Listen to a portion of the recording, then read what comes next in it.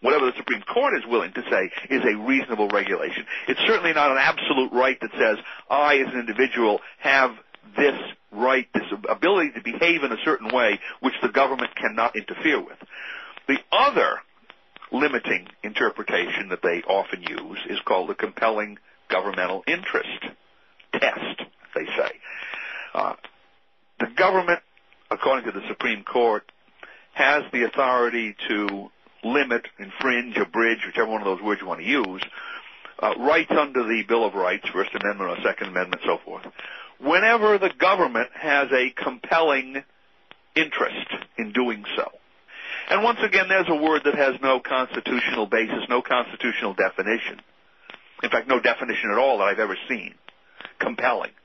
Compelling is what the Supreme Court says it is. If it's an interest that they consider to be sufficiently important, they call it compelling. If not, they call it something else. So as soon as you start arguing on the individual rights line, and you give up this historical point, that is the absolute right, the duty of people to have a gun, and therefore the inability of the government to interfere with that possession, then you find yourself on this slippery slope. Now, it's conceivable that the Supreme Court could say, this regulation in D.C. is not reasonable. And they could say, this regulation in D.C. does not serve a compelling governmental interest. So in that case, you would arrive at the same point. Mr. Heller could have his gun.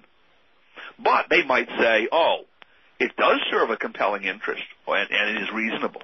And then Mr. Heller might not have his gun, or some portions of that D.C. statute might be upheld, although others would be struck down. So that's why I say, yes, you can be on these two tracks and you can arrive at the same terminus, provided that on the individual right track, the Supreme Court keeps its wheels, on that track, that they don't sort of derail on one of these sidings that they have, whether the reasonable regulation or the compelling state interest test. And the difficulty here is that the Heller people are, in fact, arguing the compelling state interest test. They're coming forward and telling the Supreme Court, this is the test that you should use.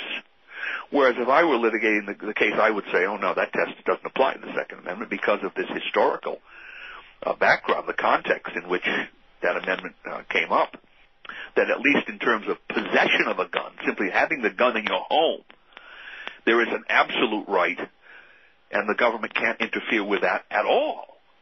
All right. This is fascinating, to say the least. Have you been in touch with the folks who are preparing the Heller case? Well, I never try to insinuate myself into somebody else's business, let alone legal practice. Is there anything to be gained from a favorable decision by the Supreme Court? Well, I think so. If they accept the individual rights theory, let's take that one. That's the weaker side of the coin. If they accept that and they say, yes, there is an individual right, and they agree with Heller and say, but it could be limited by a compelling interest.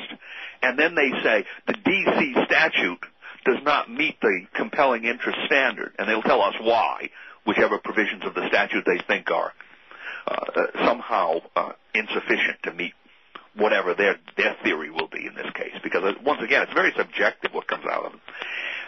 That result could be taken to other jurisdictions that have similar types of restrictions.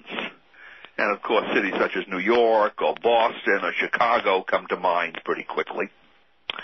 And that Supreme Court decision would be applicable as a precedent. I mean, it wouldn't be binding necessarily, but it would be applicable as a precedent with respect to any other statute that looked like, operated like the D.C. statute. So that would be a good result. Now, the interesting thing is that there's a half good, half bad result. I mean, they could easily say that the Second Amendment is limited by this compelling state interest test.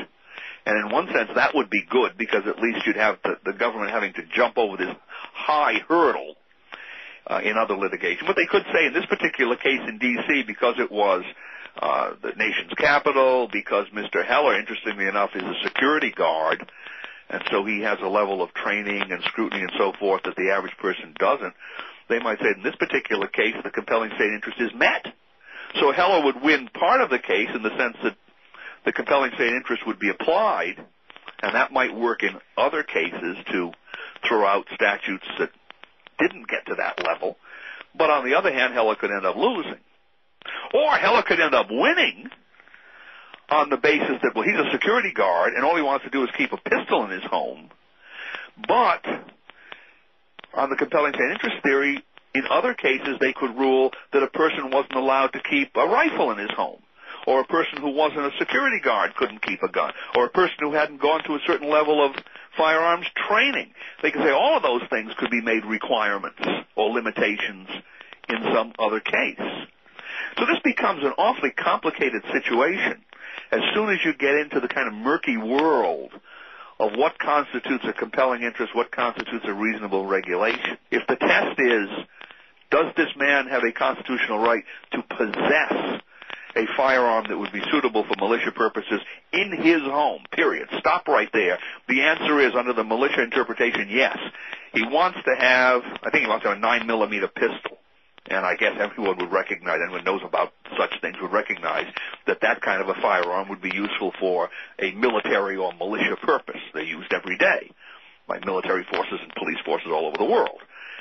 No problem there. And under the militia interpretation, he would have an absolute right to possess that, simply to possess it in his home. No problem. And if they were to say that, then that would strike down a lot of these gun control, at least urban gun control regulations, ordinances, and so forth, which don't allow even that level of possession, let alone taking a gun on the street or in one's vehicle. This is Talking to America. Our guest today is Edwin Vieira, constitutional scholar and author. It's hard to say where this is going to end up, but let's deal with something that should be on everybody's mind, and that is what could be lost as a result of an unfavorable decision by the Supreme Court. The worst of all possible worlds would be for them correctly to come at the Second Amendment and say this amendment has to be interpreted in light of a militia concept, and then say, well, the militia today is something like the National Guard. And if you're not a member of the National Guard, or there are certain state organizations, state militias, state guards, if you're not a member of one of these organized units, then you have no personal or individual right. Heller is not a member. He may be a security guard. He works for a security company, but he's not a member of a National Guard unit as far as I know. So that would throw out essentially the individual right concept entirely. And that would be unfortunate because, they would then be using only really the first half of the militia clause. They wouldn't be doing what was done in United States versus Miller, saying, wait a minute, the militia in its constitutional sense means all able-bodied individuals.